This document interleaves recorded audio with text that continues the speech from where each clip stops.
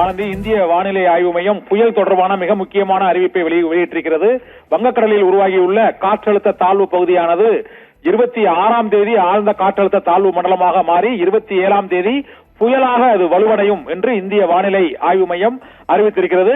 வங்கக்கடலில் உருவாகியுள்ள குறைந்த காற்றழுத்த தாழ்வு பகுதி காற்றழுத்த தாழ்வு நிலையாகி அதன் பின்னர் காற்றழுத்த தாழ்வு மண்டலமாகி ஆழ்ந்த காற்றழுத்த தாழ்வு மண்டலமாக 26ஆம் தேதி வலுவடையும் என்றும் ஆந்திர கடலோரம் அது புயலாக உருவாகும் வரும் 27ஆம் தேதி திங்கட்கிழமை வங்கக்கடலில் புயல் உருவாகும் என்ற அறிவிப்பை வெளியிட்டிருக்கிறது. புதிதாக உருவாகும் அந்த புயலுக்கு மோந்தா என்ற பெயரை வானிலை ஆய்வு மையம் வெளியிட்டிருக்கிறது. ஏற்கனவே மோந்தா என்று தாய்லாந்து நாட்டின் அந்த தாய்மொழியில் மோந்தா என்ற பெயரிட்டு இந்த புயலுக்கு பெயரிடப்பட்டிருக்கிறது.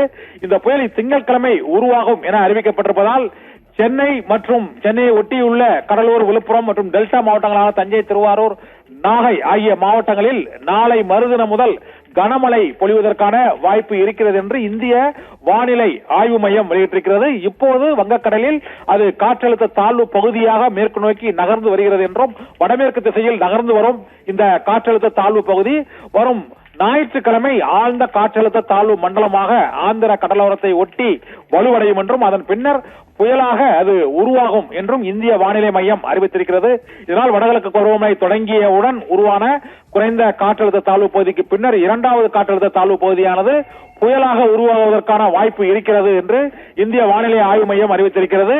புயலாக இது உருவாகும் பட்சத்தில் இதற்கு மோந்தா என்ற பெயரிடப்படும். மோந்தா புயல் ஆந்திர கடலோரம் அல்லது புதுவை மற்றும் கடலூர் இடையே கரையை கடப்பதற்கான வாய்ப்பு இருக்கக்கூடும் என்றும் ஏற்கனவே கணித்திருந்தார்கள். அதன்படி இது ஆந்திராவை தாண்டி ஒரிசா கடலோரம் சென்று அந்த புயல் கரையை கடப்பதற்கான வாய்ப்பு இருக்கிறது. புயல் உருவானால் தமிழகத்தின் வட மாவட்டங்களான சென்னை, காஞ்சிபுரம், திருவள்ளூர் மற்றும் செங்கல்பட்டு உள்ளிட்ட மாவட்டங்களில் கனமழை பெய்வதற்கான வாய்ப்பு இருக்கிறது. இது தவிர டெல்டா மாவட்டங்களான விழுப்புரம், கடலூர், இது தவிர தஞ்சை, திருவாரூர், நாகை, மயிலாடுதுறை மாவட்டங்களிலும் கடலோர மாவட்டங்களிலும் கனமழை திங்கள், செவ்வாய் மற்றும் ஞாயிறு ஆகிய 3 நாட்களில் மிக கனமழை பெய்வதற்கான வாய்ப்பு இருக்கிறது என்றும் இந்திய வானிலை ஆய்வு மையம் வெளியிட்டுள்ள அந்த அறிவிப்பில் எச்சரிக்கை விடுக்கப்பட்டிருக்கிறது. ஆனந்தி,